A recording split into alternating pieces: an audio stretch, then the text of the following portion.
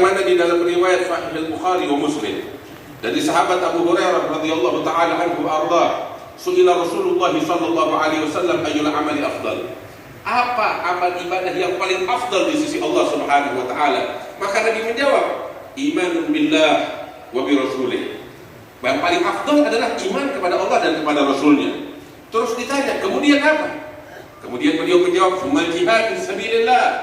Jihad di jalan Allah. Kemudian ditanya, apa lagi setelah itu? Beliau katakan, hajjun mabrur, haji yang mabrur.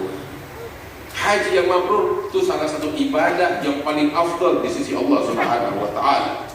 Orang kalau bikin umrah nih, ya kan ada beberapa di antara kita dikasih kemudahan bisa pergi umrah ke Baitul Haram. Itu kalau sampai di sana usahakan tuh kalau kita pergi umrah jangan sekali ngambil umrah, ambil beberapa kali.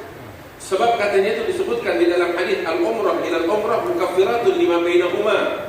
Dari umrah ke umrah yang berikutnya itu pengguguran dosa-dosa. Dari umrah ke umrah yang berikutnya dosa-dosa digugurkan oleh Allah Subhanahu wa taala. Dan haji yang mabrur kata Rasulullah enggak ada ganjaran yang terbaik untuknya melainkan surga dari Allah Subhanahu wa taala. Itu Sayyidina Abdullah bin Umar bin Al-Khattab pernah satu kali beliau duduk bersama Nabi besar Muhammad sallallahu alaihi wasallam. Beliau saat itu duduk sebagaimana diriwayatkan oleh Imam At-Tabrani fi Mu'jam Al-Kabir wa Imam Al-Bazzar fi Musnadihi dengan sanad yang rijaluhu mawthuqun, bahwasanya Abdullah bin Umar saat itu sedang duduk bersama Nabi Muhammad sallallahu alaihi wasallam di Masjid Mina. Tiba-tiba datang dua orang sahabat, yang satu dari kalangan Ansar, yang satu dari Bani Thaqif. Keduanya datang kepada Rasul sallallahu alaihi wasallam dan mengatakan kepada Rasulullah, "Ya Rasulullah, jinaka nas'aluk." Kami datang kepadamu, kami punya pertanyaan yang ingin kami tanyakan kepadamu. Saat itu Nabi menjawab, "In syi'tuma akhbartukuma bima ji'tuma tas'alani anhu." Kalau kamu mau, katanya, kalau kalian mau, pertanyaan kalian aku yang bawakan sekarang kepada Nabi. Nabi tahu isi hati mereka. Nabi bilang gitu. Tapi kalau kalian mau, ya aku diam, kalian yang nanya. Sahabat ditantang dengan mukjizat oleh Rasul sallallahu alaihi wasallam. Maka saat itu kedua orang ini bilang, "Ya Rasulullah, kami ingin melihat ini mukjizat yang kau tawarkan. Beritahukan kepadaku apa yang kepada kami yang apa yang akan kami tanyakan kepadamu." Maka saat itu Nabi Muhammad sallallahu alaihi wasallam mengatakan, "Kalian datang kepadaku ingin bertanya tentang ibadah haji kan?" "Iya ya Rasulullah." "Kalian ingin bertanya tentang orang-orang yang keluar dari rumahnya menuju ke Baitullahil Haram. Ya, apa yang mereka dapatkan ganjarannya dari Allah Subhanahu wa taala?" Maka saat itu Nabi sallallahu alaihi wasallam mengatakan, "Ketahuilah bahwasanya setiap orang yang keluar dari rumahnya menuju kepada Ka'bah untuk menunaikan ibadahnya kepada Allah Subhanahu wa taala, maka sungguh tidak ada langkah yang dilangkahkan olehnya atau oleh kendaraannya, saat itu unta atau keledainya atau kudanya atau apapun, melainkan setiap langkah Allah angkat derajat, Allah ampuni dosa, Allah catat pahala dari Allah Subhanahu wa taala." Bayangin tuh perjalanan kalau dari Indonesia berapa kilo itu? Berapa juta langkah yang dilangkahkan. Masya Allah, pahalanya begitu besar dari Allah Subhanahu wa ta'ala. Terus Nabi bilang, dan kamu juga datang ingin bertanya tentang 2 rakaat yang ditunaikan oleh seseorang setelah melakukan ibadah tawaf. Itu pahalanya dari Allah bagaimana? Nabi bilang, orang yang melakukan 2 rakaat setelah tawaf itu pahalanya seperti membebaskan budak dari keturunan Nabi Ismail. Pahala besar. Bukan budak biasa, budak dari keturunan Nabi Ismail.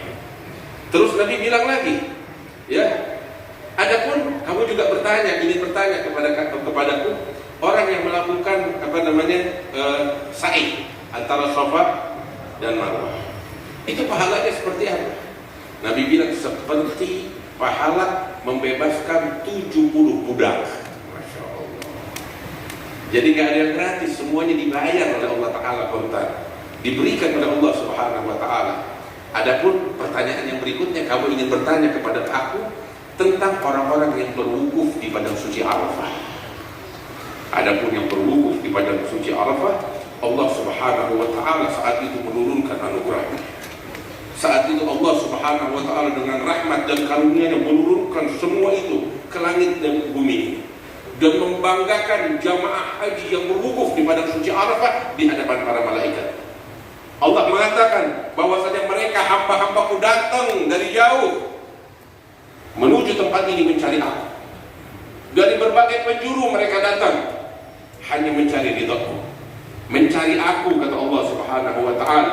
Maka kata Allah Subhanahu wa taala kepada para malaikatnya, sungguh apabila dosa-dosa mereka sebanyak butiran pasir yang ada di muka bumi, semuanya akan aku ampuni, kata Allah Subhanahu wa taala.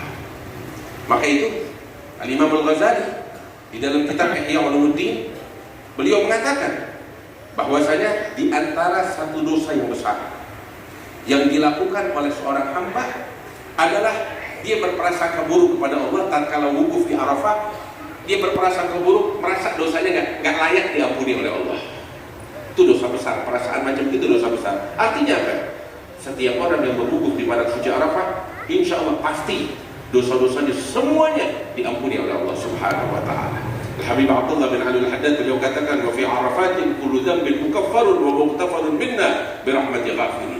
Beliau katakan setiap dosa di padang suci Arafah diampuni oleh Allah Subhanahu wa taala, dan itu merupakan anugerah dan karunia dari Allah Subhanahu wa taala. Mudah-mudahan Allah Subhanahu wa taala memuliakan kita, menyampaikan kita ke tanah suci untuk menunaikan ibadah haji dan umrah ziarah kubur Nabi Muhammad alaihi wasallam. Itu salah satu tujuan utama orang pergi ke tanah suci adalah berziarah ke Rasulullah sallallahu alaihi wasallam, berdiri di hadapan Nabi besar Muhammad sallallahu alaihi wasallam. Wa innaka la tajzi nabiyyaka ya fata walau ji'tahu sa'yan 'ala al-'ayn sa'id.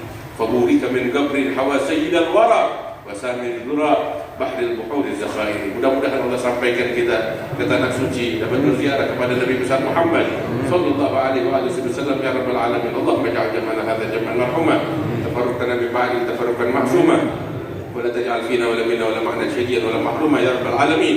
Dan mudah-mudahan Allah menjaga, melindungi para jamaah haji di tanah suci, dilindungi oleh Allah, dijaga oleh Allah, diberikan keselamatan oleh Allah, dimudahkan perjalanan mereka hingga mereka kembali, dan apa yang mereka tinggalkan dijaga dan dipelihara oleh Allah Subhanahu wa taala ya rabbal alamin. Sallallahu ala sayyidina Muhammad an-nabiy ummi wa ala alihi wasallam. Alhamdulillah rabbil alamin. Lebih kurangnya mohon maaf. Assalamualaikum warahmatullahi wabarakatuh.